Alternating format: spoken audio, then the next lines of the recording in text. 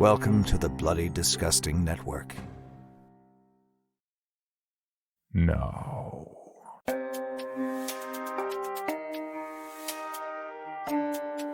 This is Creepy, a podcast dedicated to sharing the most famous, chilling, and disturbing creepypastas and urban legends in the world.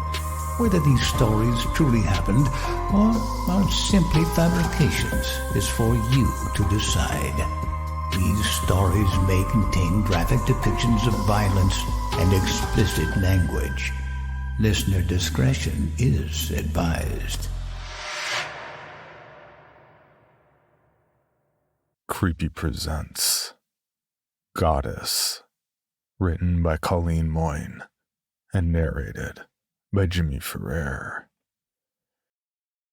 I suppose I was always a loner. I never really felt comfortable around other people, and that's why I've lived alone. I go about my life, do my job. Nothing strange about that. But there's no denying the fact that I'm a man, and a man has his needs. You know what I mean. Just because I've never had a girl of my own doesn't mean I don't think about what it would be like. I never used to have a problem with it. I prided myself on control. I could always push the feelings way down and force myself to think about something else. I couldn't see myself complicating my life by having a woman around. Women like to be in charge, to run things. You let them into your life and suddenly, your life is no longer your own. That's how I felt, anyway. But all that changed one night, just after I moved into the new area to be closer to my job. Closer to the city where I worked as a store clerk. Not much of a job, really. But then I've never really needed much of anything. I like things simple. My new home was a single unit in the backyard of a house owned by this quiet old lady. The only time I ever saw her was on rent day, once a month. But anyway, like I said, everything changed. You see, I like to walk. It clears my head and works off the frustration. That was one of the other things I liked about the new flat.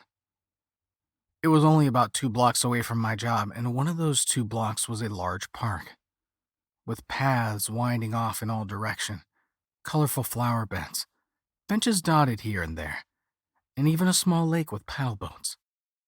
I passed by this park almost every day, never tiring of the view, but had never gone very far in. Well, anyway, this one night it was particularly warm, making it difficult to sleep. The flat had no air conditioning and the fan wasn't helping much. I was feeling restless. Outside the moon was full and bright, bathing everything in a silvery glow. A perfect night for walking. I decided it would be a good time to explore the park properly, figuring that I'd be pretty safe on such a bright night. The street was deserted as I made my way past rows of little houses with darkened windows. There was no traffic, not even distant sounds. As I entered the park through a rusty iron gate flanked on either side by a low, neat hedge, a solitary bird ruffled its feathers in an overhead branch, settling in for sleep. It was a lovely night. I was strolling along, feeling relaxed and breathing deeply, filling my lungs with the rich scent of the night garden. When I rounded a bend in the path and came to an abrupt halt. For there, ahead of me, stood the most incredibly beautiful thing I had ever seen. It was a statue, life-sized and perfect. For a split second, I thought it was a real person. It was the form of an almost naked woman carved in marble, and it glowed with an eerie pearlescence in the moonlight. She was magnificent. She stood on a low pedestal, surrounded by a narrow border of white flowers in the center of a small clearing, where the path that I was on crossed another. There was no plaque, no engraving, Nothing to tell me who this exquisite creature was, or who was responsible for her being here. She stood in a demure, self-conscious pose as though trying to cover herself with a rather inadequate wrap that she held, seemingly unaware that one small round breast remained in full view, and one whole side, from her hip down her smooth, rounded thigh, and her leg to her petite foot, was exposed for all to see. Her hair was swept up into a loose twist, with what looked like little rosebuds dotted through it, and her neck was long and white, sloping seductively to her elegant, bare shoulders. I had never seen anything so erotic. I was inexplicably drawn to her, and so with rapid breath and a pounding heart, I approached slowly, looking around to make sure no one was watching. They would probably think I was mad, but I had to touch her. I had to know if she was as beautiful up close. The nearer I came, the more my heart hammered. Her beauty was intoxicating, and yet the expression on her delicate, chiseled face was clearly one of loneliness, of vulnerability. I felt the urge to put my arms around her, enfold her, to cover her and protect her from the elements and from the leering eyes of strangers. Maybe I was a little mad after all. I stepped up onto the low pedestal where she stood and reached my hand out. I hesitated. What was I thinking? Would it be wrong of me to be so bold? It was obvious that this was a lady of class and refinement. It didn't matter she was made of marble. I had my principles. But then I looked into her eyes, her sad, pleading eyes asking for my protection, my reassurance. She had been waiting for someone like me to come along. I knew it. Her eyes told me so. I reached out again. We both knew it was right. I will never forget that first thrill of anticipation. I had never touched a woman before, not in that way. My fingers brushed her bare shoulder, and the cool hardness sent a charge through me like an electric shot. How can I accurately describe the feeling? How can I convey the rush of desire I felt standing there in the moonlight with this beautiful creature at my fingertips? Her skin so cold and hard to my touch, yet at the same time, inviting and responsive. My hand slid tentatively down her body, carefully avoiding the temptation of her exposed breast. As her eyes spoke the words to me that I knew her lips could not. She wanted me, too. Then I did something so impulsive, I could hardly believe it. I kissed her. I pressed my lips to hers and kissed her cold and beautiful mouth with a passion so intense, I could scarcely breathe. I ran my tongue over the smooth slope of her alabaster cheeks, as my arms encircled her long, sensuous neck. I felt like I was losing control of my senses. All of the feelings and desires I had been pushing down for so long now came flowing to the surface. For the first time, I acknowledged just how lonely I had been for all those years. Whoever this creature was and however she came to be here, I knew already that I loved her with all my heart. I knew, too, that with just one touch, my life had been changed forever. I wanted to be able to take this beautiful angel with me away from this place. But it was not possible. I lingered, not wanting to leave, afraid that if I did, I might come back and find her gone. Or worse, I might not find my way back to her at all. I looked around. Thankfully, the park was still silent and deserted. I realized that several hours must have gone by while I was lost in the rapture of my newfound love, and so With the promise to return soon, I reluctantly tore myself away and headed home in a daze. Though how I found my way, I do not recall. I remember very little about the rest of that night. All I knew was waking with a heavy head the next morning and running late for work. My mind was in confusion. I felt sick to think about what I had done the night before and what might have happened if anyone had seen me. What had come over me?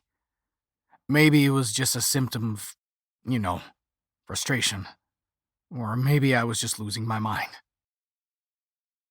I tried to put the whole sorry incident behind me and get on with the job, but throughout the day my thoughts kept returning to the memory of her smooth, marble skin, glistening in the moonlight, delicate face, the round, right breast. Several times I had to excuse myself quickly from a customer and hurry to the men's room. I felt powerless to control what was happening to me, and I already knew that I would return to the park, and to her, as soon as I was able. I had to, if only to convince myself that my infatuation was nothing more than a temporary lapse of sanity. That very night I found myself standing in front of her again. She was even more beautiful than I had remembered, the moonlight seeming to radiate from her perfect form. Don't ask me how I got there. I had no recollection of leaving the house. All I knew was the compulsive need to be reunited once again with the object of my fantasy. I had to see her, touch her, be with her.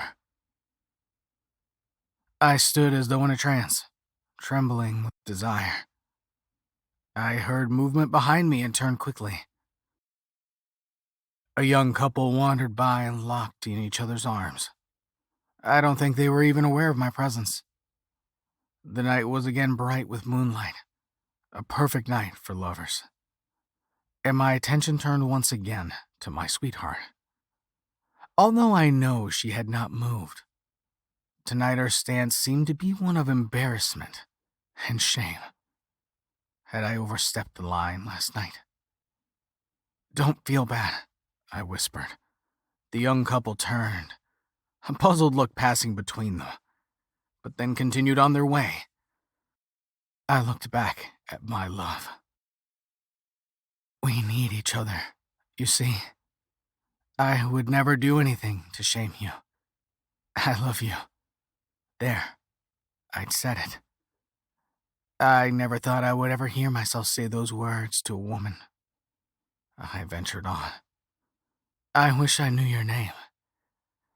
I want to be able to say your name when we make love. Those words came so naturally to me. It didn't feel wrong to say them.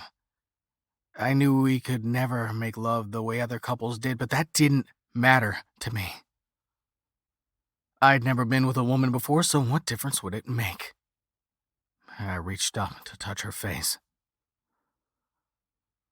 A whirring sound from the path behind me cut through the tranquility of the moment, making me pull back in alarm. That was close. I quickly hid behind a low bush. A young man appeared, clattering up the path on a skateboard, his presence seeming intrusive in all this quiet place. He stopped, his attention caught by the statue.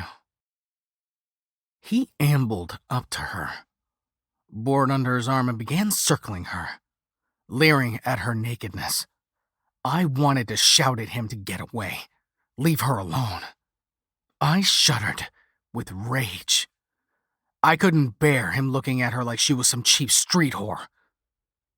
But when he stepped up onto her pedestal and put his hand on her exposed breast, I lost control. I jumped out and flew at him with my fists up, screaming something terrible. I can't even remember what. He turned to me in alarm, lost his footing on the pedestal, and fell back heavily. I heard the crack as his head hit the concrete pad. He lay still, not breathing.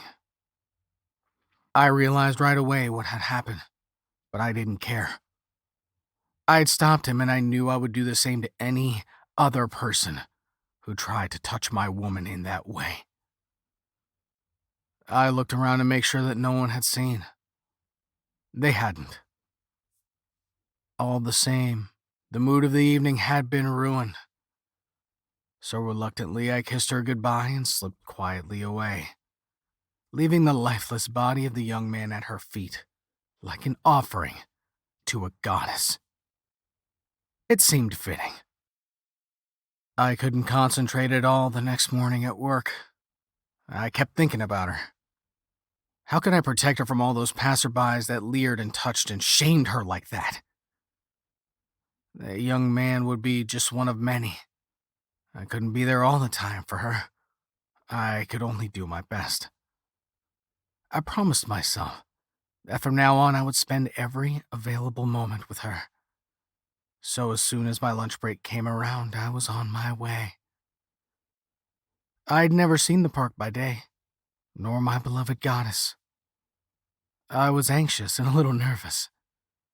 I knew there would be more people around, although I did not wish to draw attention.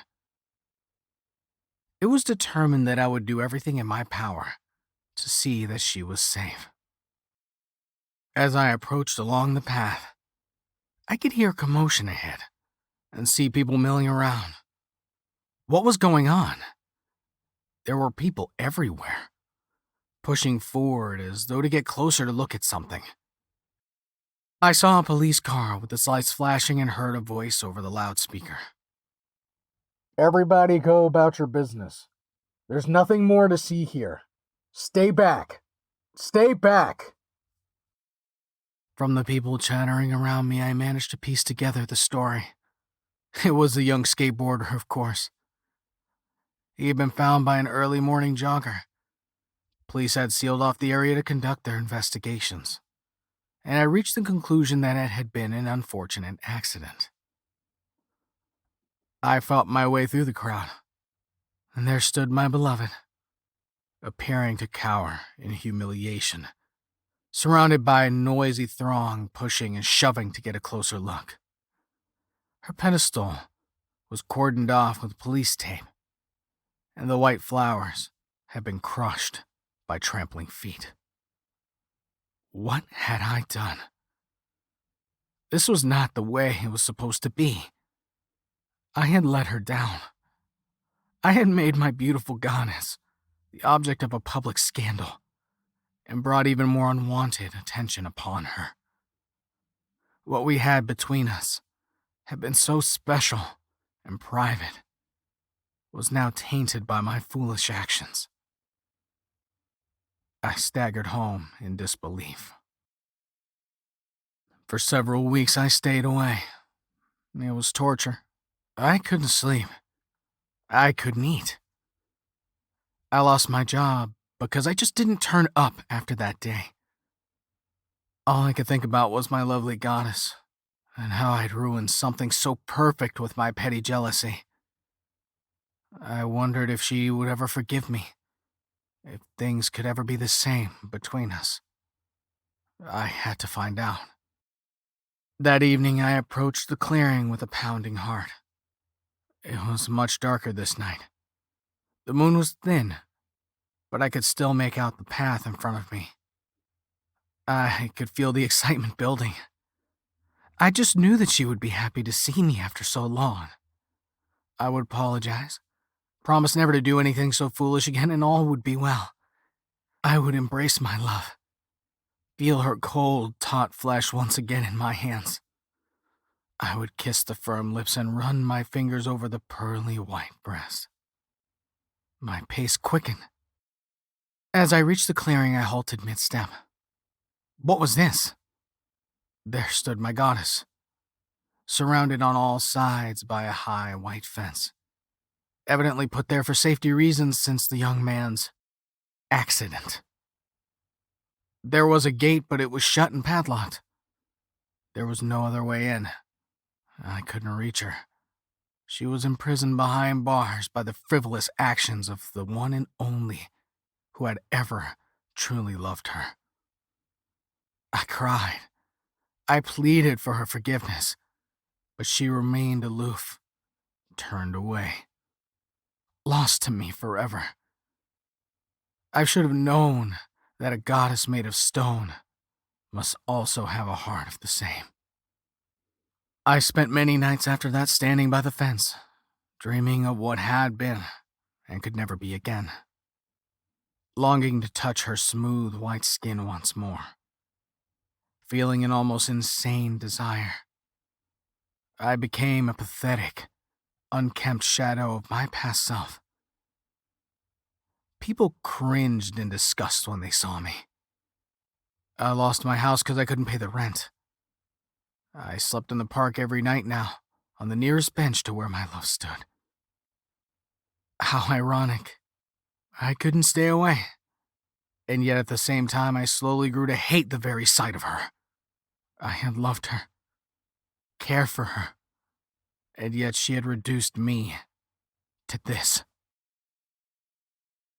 Last night was another full moon. As I lay there trying to sleep, the slats of the wooden bench digging into my bony back, I heard a soft sound approaching. I opened one eye, but stayed perfectly still. I could see a young woman, clearly silhouetted against the moonlight. She must have been out for the evening and was taking a shortcut through the park on her way home. She tottered unsteadily along the path, hesitating as though to get her bearings. She didn't see me there, watching every move.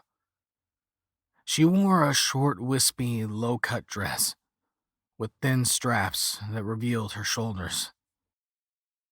The moonlight shone on her pale skin, illuminating it like smooth marble. Her perfume wafted on the night air, filling my nostril with the scent of flowers. The old desire returned. I wanted, needed, to touch that marble skin.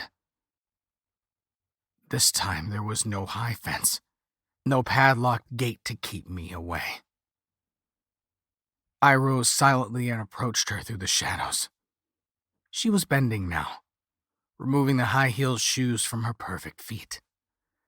I was close enough to see down the front of her dress, to the curve of her small, round pink breasts. She was almost as beautiful as my goddess had been, but of real flesh and blood. I pictured the two of us lying together in the grass, my hands caressing every part of her, finally knowing what it would be like to make love to a real woman. My breath grew louder and more intense. She heard. Her back straightened up with a jolt and our eyes locked. I reached out to her. I wanted to say something reassuring, but she didn't give me a chance. Her face twisted in terror, and her beautiful lips opened wide into a rasping scream. I lunged. I didn't want to hurt her. I just wanted her to be quiet. This was a special moment, and I didn't want anything to spoil it. My hand clasped her mouth as she struggled, trying to get away from me. She fought me. I squeezed harder, one hand on her mouth and the other on her throat. Her flesh twisted and yielded beneath my grip. Something was very wrong. It wasn't supposed to be like this. When her struggling eventually ceased, I removed my hand from her mouth. Her lifeless body sagged limply in my arms, like an understuffed rag doll. I could feel the heat of her through the thin fabric of her dress, and I didn't like it. The reality of her was nothing like what I had imagined. I slid the strap of her dress off her shoulder and felt for her breast. It was soft, warm, and pliant in my grip. I was revolted. Everywhere I touched was so soft. It felt wrong. I let her body fall to the ground and stood staring in disbelief. I had wanted to know for so long how real woman felt, but now that I knew, I was intensely disappointed. I didn't want her.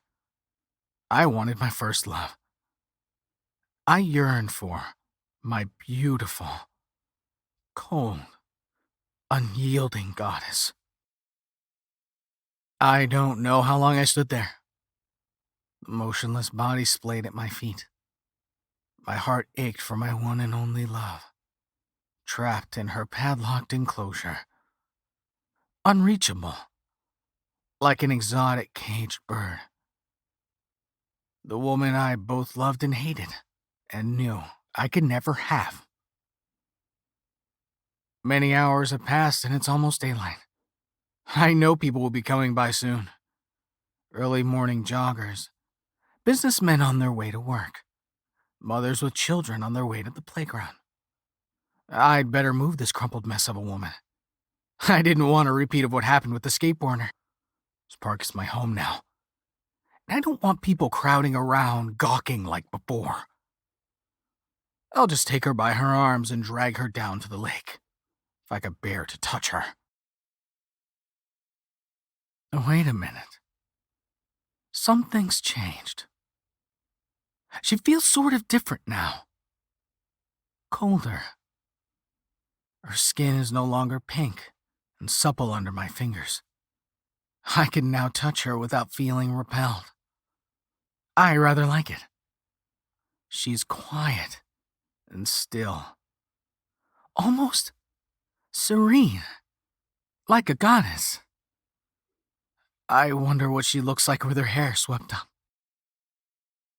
I think I might keep her for a while. Creepy presents Bad Water, written by Grand Theft Motto and narrated by Megan McDuffie. I've spent a lot of my life on the water. There's nothing like being the first one on the beach in the morning, just as the sun is slipping up over the blue horizon, or spending the day drifting on a lake so clear and flat you feel like a marble rolling over glass. I was allowed to roam and swim and sail on my own from a young age. My parents taught me water safety, drilled it into me until I could mumble the rules in my sleep. Swim parallel against riptides, wear a life jacket around swift water, never dive unless you are sure of the depth. More than anything else, my parents warned me about bad water. You'll know it when you see it, my dad told me the first time I took a solo kayaking trip. I was 13. Bad water doesn't look the same every time, but you'll know. The danger is not noticeable until you've been on it for a while. You might get lost, even in a familiar area. You might see things in the water that don't make sense. Don't panic. Just head for shore wherever you are and you'll be fine. Don't panic, but don't hesitate. Bad water is usually out in wilder places, deep areas without much traffic. Sometimes, though, through a fluke in tides or channels or currents, you might find it anywhere. I always assumed my dad was using the term bad water as a catch-all for any dangerous patches of river or ocean. There are places where the water is deceptively deep and strong currents can exhaust even an experienced swimmer in minutes. Or maybe bad water was a superstitious thing for Pops. He was an old-school Navy guy, a sailor who'd seen all four corners of the world, and probably even that fifth corner they kept secret. You wouldn't believe what he would consider good or bad luck. It took me 20 years after that first solo trip to realize that bad water is real. It's probably alive, and it's fucking hungry. The Pocomoke River is 66 miles long, connecting the southern edge of Maryland's eastern shore to Delaware in the north. It slithers along up from the bay through wetlands, forest, and the Great Cypress Swamp. The word Pocomoke means black water. There are some places where the river is so deep that it's said to be bottomless. The truth is, it might as well be. Quick currents a few dozen feet under the surface have been known to drag swimmers vast distances once they reach a certain depth. But for all of that, I loved the river dearly. I've spent countless hours kayaking or paddleboarding over the wide, dark water. The shore is lined by endless phalanxes of green. The cypresses stretch out over the river. You could cut through the reflections as you paddle if you stay close to either bank. There are elms and pine and hawks and cranes and eagles often on the wing. Birds will dive and pluck fish from the Pocomoke like candy from a valentine heart. The wind follows the river, gently most times, but when they quarrel, it causes the trees to bend and the water will chop in short, blue-black waves. If you're out on the Pocomoke at dusk, you can watch it drink the sun until below you is stained gold, and above you it's a purple canopy where the stars are just beginning to burrow through. When the moon emerges, low and cool, it's like having your own personal spotlight. Yeah, I love the river. Maybe loved, because now I know there are places where the bad water got in. I launched my kayak from a slip not too far from town on a clear morning last week. There was a breeze coming from downriver. It was almost chilly before daybreak. Even once the sun was up, the air stayed cool. A perfect day for a paddle. The first hour was a wonderful drift. I had the current with me, so the ride was easy. The Pocomoke has a notoriously powerful undertow that gets stronger the deeper you dive. Even on the surface, the current can drag an unprepared swimmer. When you were paddling with the grain, though, it felt like gliding. I found the cut about 2 hours into my trip. I've spent countless mornings on the Pocomoke and thought I knew every nook and cranny within 10 miles of my usual launch site. But that day, I noticed an estuary creeping off from the main channel. It was half hidden by hanging willows, but my eye was immediately drawn to the opening because of how out of place it was. It shouldn't have existed. I'd traveled that stretch of river dozens of times and never seen the waterway before. It was like waking up and looking in the mirror one morning to discover an old scar had popped up on your cheek overnight, a wound on the face of the Pocomoke, albeit a small one. I stopped paddling and floated.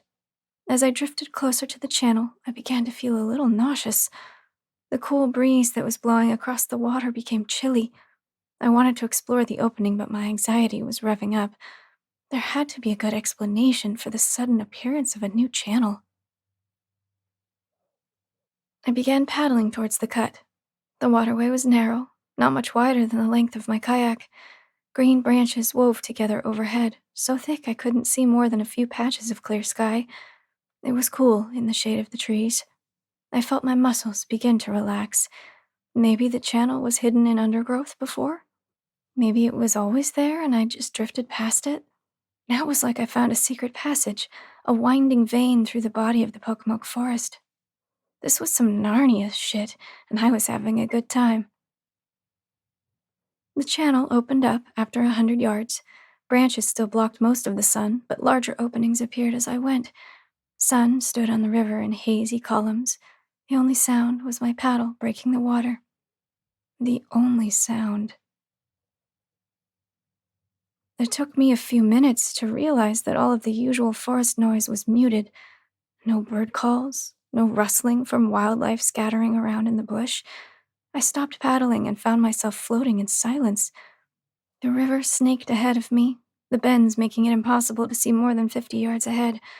The channel might stretch on for a mile or 10 times that or more. The lack of any sound was making me feel uncomfortable, isolated.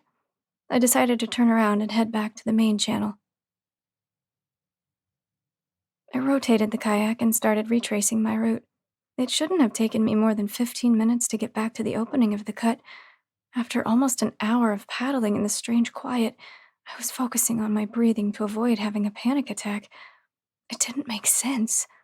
The river looped on and on with those light-eating branches overhead. It was a straight shot, and there's no way I could have gotten lost. So why couldn't I get back to the main channel? After another 10 minutes, I put my paddle down to rest. I was sweating heavily and half soaked from the backsplash. The cold air made me shiver as soon as I stopped exerting myself. I looked down at the water and felt the panic inch closer. Pocomoke is always dark. It's incredibly deep for its size. That, plus silt and soil in the water, suck up sunlight until it looks like you're drifting over a shadow. But this was different. The river wasn't dark. It was black, beyond ink. It was the empty black between stars. Bad water. I tried to analyze the situation calmly, professionally, and without pissing in my cargo shorts. The most rational explanation was that I'd gotten turned around, or that the side channel had a fork I'd missed coming out but accidentally took going back.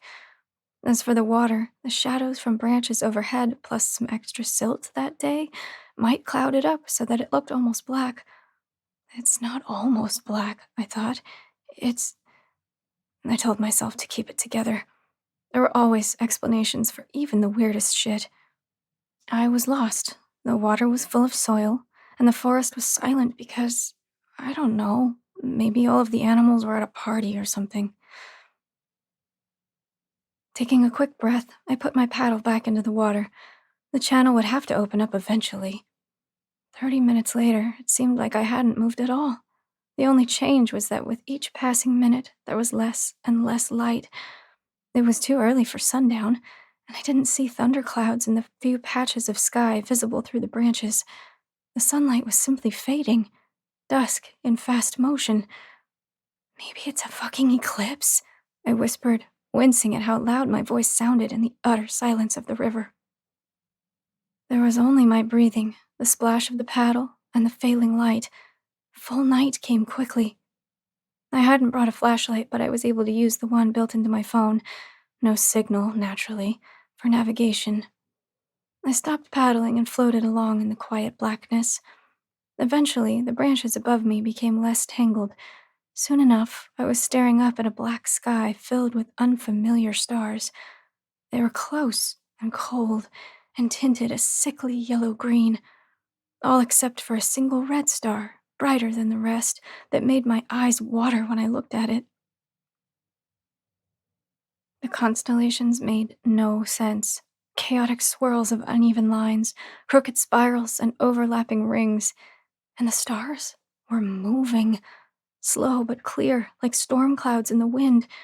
A pockmarked moon rose shakily above the tree line. It cast a harsh light, enough so that I no longer needed my phone to see. The river stretched on, and I wondered if I should beach the kayak and take my chances in the forest. I'd nearly made up my mind and was searching for a level plot of shoreline when I noticed the eyes. Thousands of eyes, all reflecting the glow of the moon, hovered in the darkness between the trees. I decided to stay on the river and began paddling towards the middle of the channel. The moon climbed quickly, casting shadows of trees onto the water. There was another shadow, slim and oval, about the size of a bed. At first, I thought it was from my kayak, and the shadow jerked and darted away like a trout fighting a line. Whatever it was, the object was under the surface. Another shadow appeared, then another. These were larger, each roughly the size of a truck. More shapes began to surround my boat. One was massive, taking up most of the width of the channel and more than twice that in length. It settled directly under my kayak and matched my speed. The world shook as something nudged me from below. I began to paddle as fast as I could. My mouth was sticky with an alkali adrenaline taste. My shoulders burned, but I kept moving, trying not to look down at the shadows swarming below me. The river straightened out after the last bend, and I spotted a new cutout. It was a narrow opening obscured by roots. I leaned into the turn, sliding into the channel, praying it was too tight a fit for most of the shadows to follow. I guess it was, because nothing seemed to follow me. The estuary widened almost immediately, opening into a small gulf. I racked my paddle, completely exhausted. There were no eyes shining from the shore here. I decided to take my chances with the forest. Before I could make my way to land, I noticed a log was floating toward me. The moon was directly overhead now, lighting the river in a perverse pseudo-noon, like daylight strained through a dirty coffee filter. I leaned forward to get a better view of the log, then recoiled. It was a body. I couldn't tell if it was a man or a woman. The corpse was naked, pale, shoulders and back exposed in a dead man's float. It was drifting slowly toward me. I paddled away, racing for shore, but found my way blocked by another body. Just like the shadows, new corpses rose to the surface, bobbing on the river, macabre landmines I desperately wanted to avoid. They all moved with that same dead man's float towards me. I was stuck, surrounded, maybe 10 yards from shore. I had just resolved to make a break for it, even if I had to ride over 1 or 2 bodies on my way, when I felt a tug on my submerged paddle. Before I had a chance to react, the paddle was yanked down so hard that I lost my balance. The kayak tipped, then rolled. The water was so cold. I tried opening my eyes, but the river burned. Christ, it felt like being pepper sprayed. I thrashed, kicking for what I hoped was the surface. A hand wrapped around my ankle, while another ripped at my hair.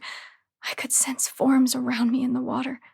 There wasn't time to take a deep breath before the boat flipped and my lungs were already shrieking, begging for oxygen. Something scratched my left calf deeply. I yelped and felt greasy water flow into my mouth. It's incredible what a human is capable of when facing absolute desperation. Moms lift cars off their kids, hikers fight off mountain lions, and somehow I managed to squirm until I broke the surface of the Pocomoke. The air that rushed in was the sweetest, cleanest thing I'd ever tasted. Unseen hands still pawed at me from below. I swam for it, all grace and experience forgotten. I splashed and kicked and forced my way through the water until I finally felt dirt against my chest. I scrambled up the bank, collapsing into a ball. My eyes were still closed. I vomited in darkness, the liquid burning almost as much coming out as it did going in. I opened my eyes to dazzling summer sunshine. The night was gone, along with its strange moon and exotic stars. I spit out more water, pushing down a wave of nausea at the taste. The shoreline looked familiar, as did the river. I knew where I was. There was a section of the forest I'd visited a dozen times, not more than a mile from where I'd launched earlier in the day. The Pocomoke was calm and normal. There was no sign of my kayak. I was able to hike back to my car in less than half an hour.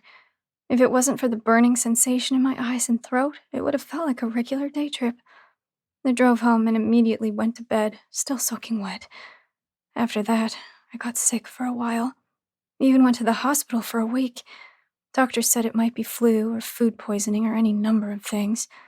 Whatever it was, it seemed to clear up on its own. But I knew it wasn't over.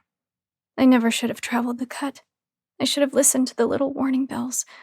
Once bad water gets in, it stays with you, seeks you, finds you. I don't go out on the river anymore. I don't swim. I don't even shower. Disgusting, I know, but the water, it always comes out bad. I drink overly processed, sugar-saturated crap, boiling it just in case, and even then, I can taste it. You never think about how much of your life revolves around water until you can't have it anymore. For more information on this podcast, including how to submit your own story for consideration, please visit creepypod.com. You can also follow us at CreepyPod on social media and YouTube. All stories told on this podcast are done so through Creative Commons Share-alike licensing or with written consent from the authors. No portion of this podcast may be rebroadcast or otherwise distributed without the express written consent of the Creepy Podcast production team and the story's author.